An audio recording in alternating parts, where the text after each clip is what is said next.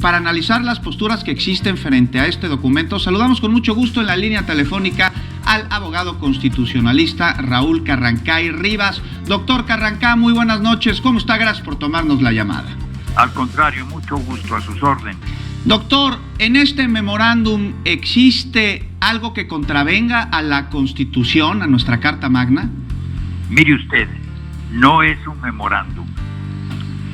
Tiene todas las características jurídicas de un decreto. No es memorándum, es en realidad un decreto.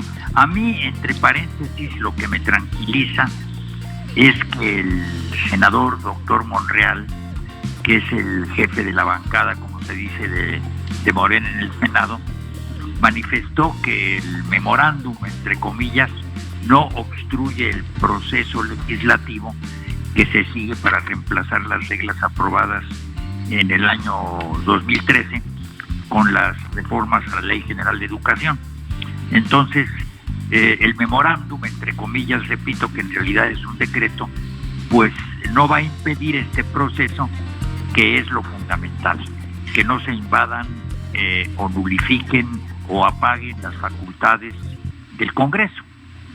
Doctor Carrancay, la siguiente pregunta es si con este memorándum, que bueno, usted nos dice que realmente pues no es como tal, el presidente de la República, Andrés Manuel López Obrador, transgredió a su protesta de guardar y hacer guardar la Constitución y las leyes que de ella emanen.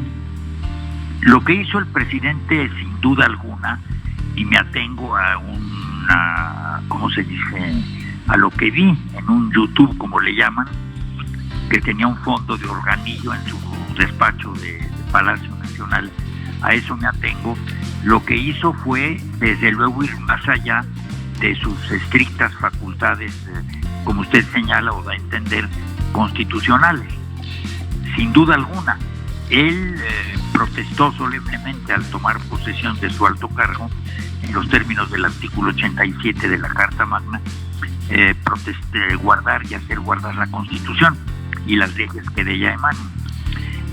Eso pues no ha sucedido, porque rebasa sus facultades, yendo más allá, repito, de lo que la propia ley establece, de lo que la propia ley ordena.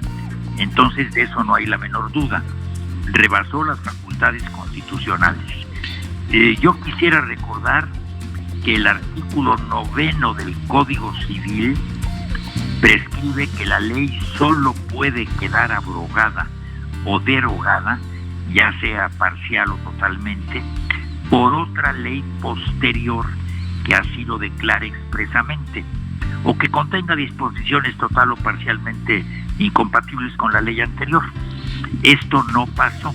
El presidente recurrió a un decreto, en rigor es un decreto, no es un memorándum, y pues sin duda alguna va en contra del artículo 9 del Código Civil, y desde luego rebasa las facultades que él tiene como titular del Poder Ejecutivo, porque la Carta Magna determina de manera muy clara que se deposita el supremo poder ejecutivo en una sola persona.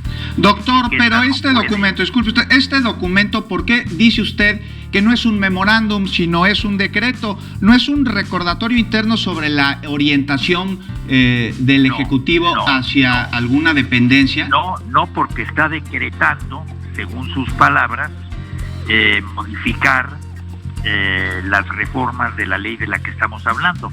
No es una instrucción que se da a través de un memorándum. Se la puede dar a su secretario, a su secretaria, te ruego que hagas esto, que hagas aquello. No, él decreta, es decir, ordena, dispone, y eso pues evidentemente no está de acuerdo con las facultades que él tiene. Doctor, y bueno, ante esta polémica, estos pues diferentes argumentos, algunos a favor, algunos en contra, el presidente de la República, Andrés Manuel López Obrador, ha invitado a que pues denuncien, se acerquen a las instancias correspondientes quienes no estén a favor de este memorándum.